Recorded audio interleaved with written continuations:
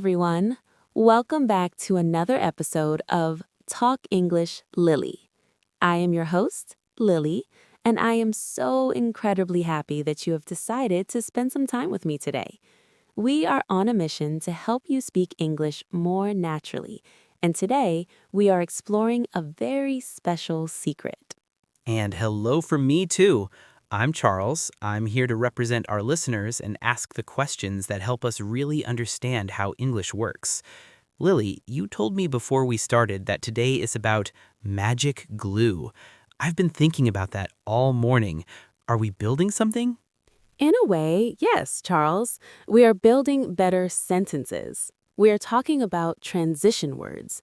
Now, I know that sounds like a boring word from a school book, but listen to this. Transition words are the difference between sounding like a computer and sounding like a human being. They are the words that connect your thoughts. Without them, your English is just a list of facts. With them, your English becomes a beautiful flow of ideas. I think I understand.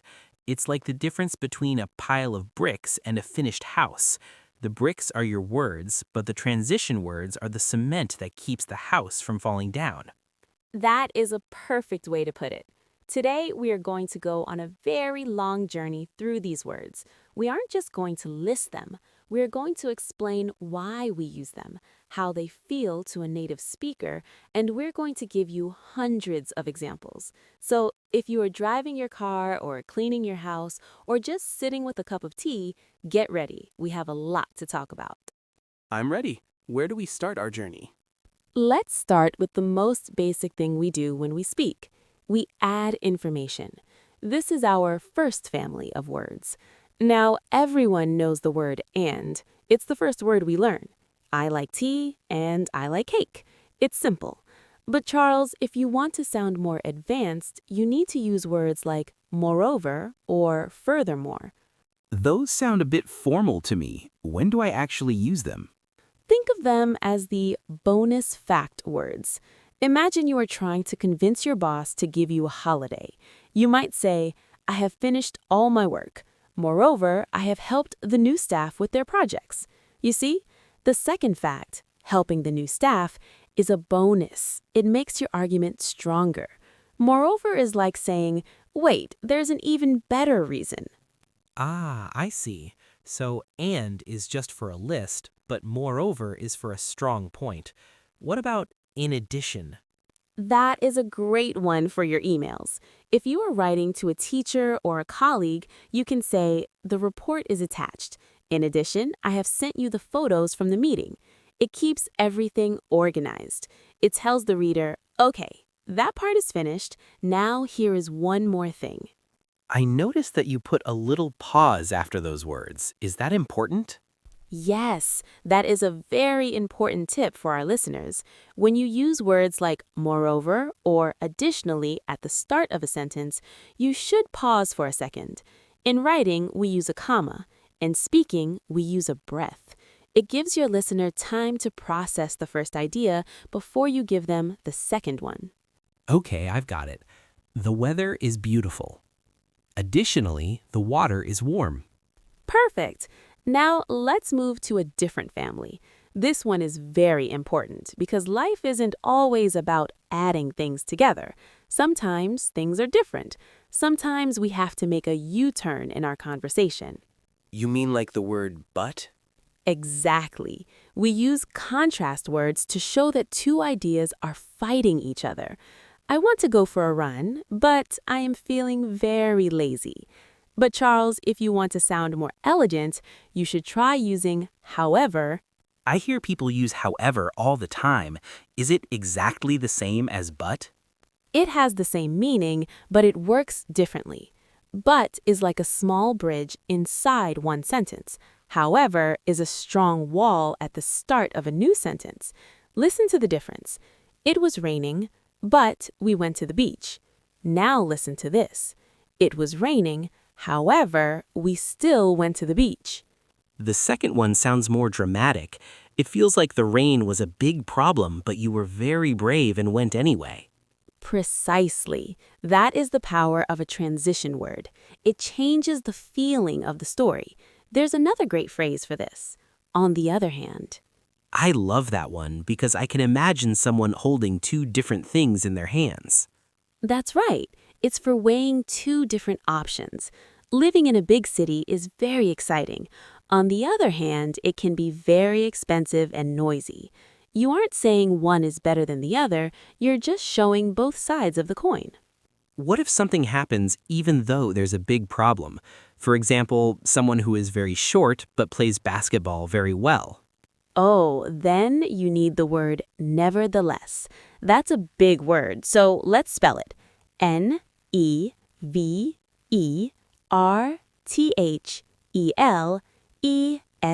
Nevertheless.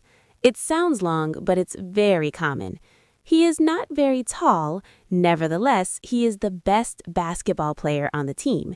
It shows that the obstacle did not stop the result. This is fascinating. So far, we have added information and we have shown differences. What happens when we want to show that two things are the same? Then we go to our comparison family. The most important word here is similarly. Think of the word similar, which means almost the same. Can you give me an example of that? Sure. My mother loves to cook spicy food. Similarly, my sister spends all her time in the kitchen trying new recipes. It shows a pattern. You are telling the listener that person A and person B are doing things in a similar way. You can also use the phrase, in the same way. You must water a plant to help it grow. In the same way, you must practice your English every day to help it improve. And that makes sense. It's like building a bridge between two people or two ideas. But Lily, what if I want to explain why something happened? I know the word because, but sometimes I want to sound more professional. Then we move into the cause and effect family. This is where we explain the logic of our lives. You mentioned because, which tells us the reason. I am sick because I am staying home. But if you want to show the result, you use the word so. I am sick, so I am staying home. And the professional versions? For a professional setting, we love the word therefore or consequently. Let's look at consequently. He forgot to set his alarm clock. Consequently, he missed his flight. It sounds very serious. It shows that his mistake had a big result. I feel like I see therefore in science books a lot. Yes, scientists use it because it's very logical. The temperature reached 100 degrees, therefore the water began to boil. It's like a math equation using words. If A happens, then B must happen. Okay, I'm following you. But sometimes when you're talking, you need to give examples to make your point clear. How do we do that without saying, for example, every 5 seconds? That's a common mistake. If you say, for example, too much, it gets repetitive. You can use for instance instead. They are identical in meaning. I love fruit. For instance, I eat a mango every morning. Another great one is specifically. When do we use specifically? Use it when you want to zoom in on a detail. Imagine you are looking at a photo of a large crowd. If you point to one person, you are being specific. I enjoy all kinds of music. Specifically, I love jazz from the 1950s. It takes a big topic and makes it small and clear for the listener. That really helps the listeners see what you're thinking. Now, Lily, what about stories? When I tell a story, I often get confused about what happened first and what happened next.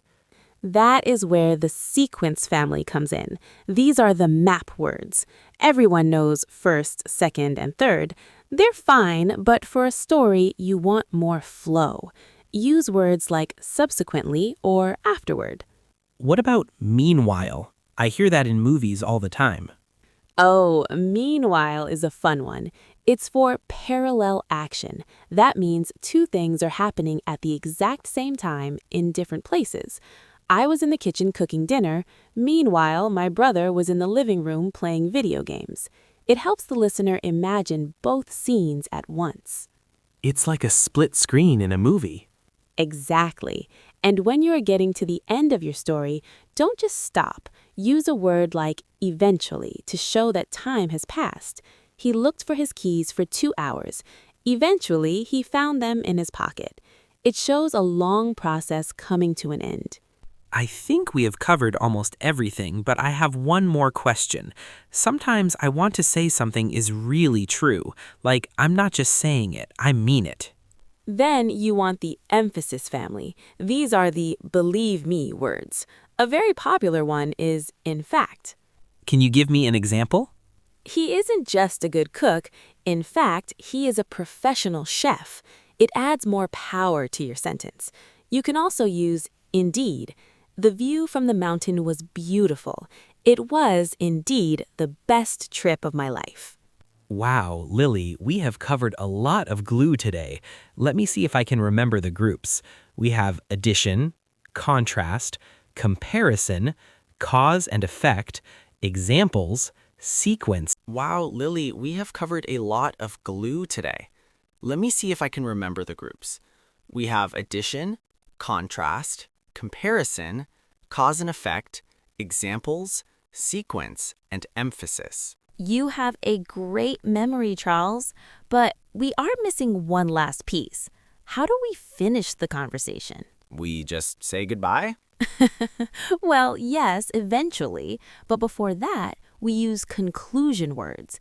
These tell the listener, okay, the lesson is over. Here is the final thought. Most people know in conclusion. It's good for school essays, but in a podcast or a chat, you might say to sum up or overall. Overall sounds very natural. Overall, I think transition words are the most important thing for English learners. Perfect use. You are looking at all the ideas we discussed and giving one final opinion. Another good one is all in all. It was a long day and we were tired. All in all, it was a very successful meeting. This has been such a long and detailed talk. I feel like my brain is full of these road signs now. But Lily, for our listeners who are feeling a bit overwhelmed, what should they do first? That is a wonderful question. To sum up our advice, do not try to learn all these words today. If you try to use 40 new words tomorrow, you will get very confused. Instead, pick one family each week. For example, next week, focus only on contrast. Try to use however instead of but 3 times a day. That sounds like a great plan. Just one small change at a time. Exactly. And remember, transition words aren't just about grammar. They're about being kind to the person listening to you. By using words like therefore or for instance, you are making it easier for them to understand your heart and your mind. I love that. Language is about connection. It truly is. Well, I think we have reached the end of our journey today. We have spoken about so many words, from the simple and to the complex consequently. We have talked about how to start a story, how to show a surprise with nevertheless, and how to finish with a summary. We certainly have. I hope our listeners take these words and start using them as the glue for their own English sentences. Thank you so much for explaining everything so clearly, Lily. I learned a lot today, and I'm sure our listeners did too. It was my pleasure, Charles. And to everyone listening at home, thank you for your time. Keep practicing, keep talking, and don't be afraid to make mistakes. That is how we learn. See you in the next episode. Goodbye, everyone. Happy learning.